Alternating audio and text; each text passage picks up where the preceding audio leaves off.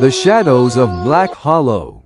Black Hollow was the kind of town people whispered about but never visited. Nestled deep in the woods, it was abandoned years ago, its crumbling buildings swallowed by vines and decay. No one knew why the townspeople had left so suddenly. Rumors ranged from a deadly plague to something far worse, something supernatural. James Calloway had always been drawn to the unexplained. As a paranormal investigator, he had explored haunted mansions and eerie asylums, but nothing had ever truly frightened him. That changed the moment he set foot in Black Hollow. The road into town was overgrown, the air thick with the scent of damp earth and rot. As James parked his car at the town's entrance, the silence pressed in on him like a tangible force. No birds, no insects, just the sound of his own breathing.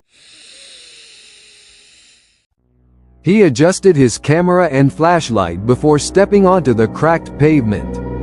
The town was frozen in time. Dust-covered storefronts lined the main street, their signs faded and barely legible.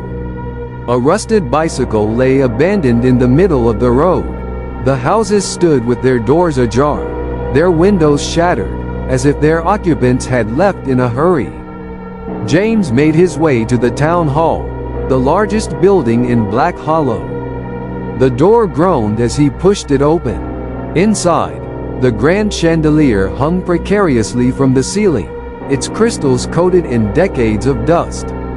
Long forgotten papers littered the floor, their ink smeared and illegible.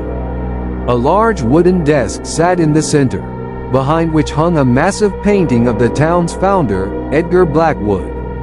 His eyes seemed to follow James, his expression disturbingly lifelike. A sudden noise made James freeze. Footsteps, slow, deliberate, coming from the floor above. He held his breath, listening. Then, a whisper, low and drawn out. "Get out!" James's pulse quickened, but he forced himself to move toward the staircase. He had been in plenty of haunted locations before. This was just another mystery to unravel. He ascended the stairs cautiously, the old wood groaning beneath his weight. The second floor was lined with doors, each one slightly open.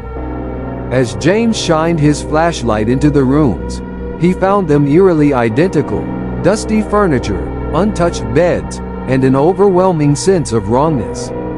The last door at the end of the hall stood open wider than the rest, revealing a dark void within.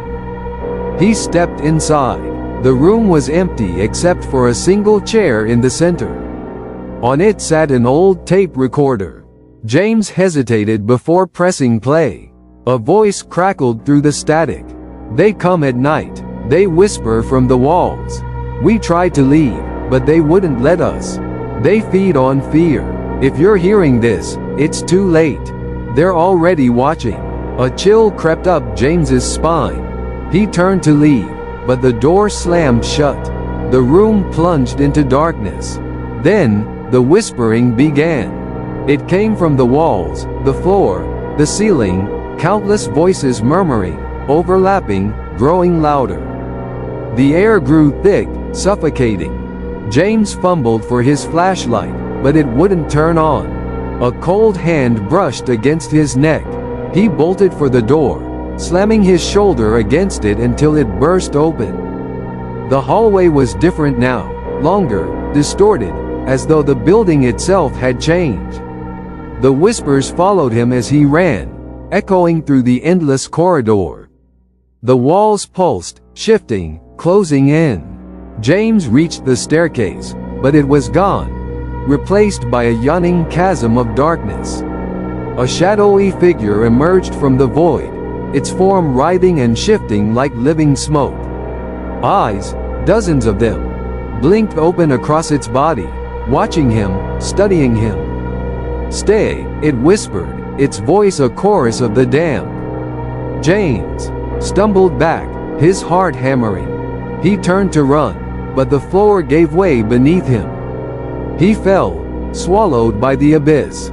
The next morning, James's car was found at the entrance of Black Hollow, the driver's door wide open. His camera was inside, untouched, its battery drained. But James was never seen again. And if you listen closely, when the wind howls through the trees, you might hear the whispers still calling his name. Don't forget to like, share, and subscribe for more horror content.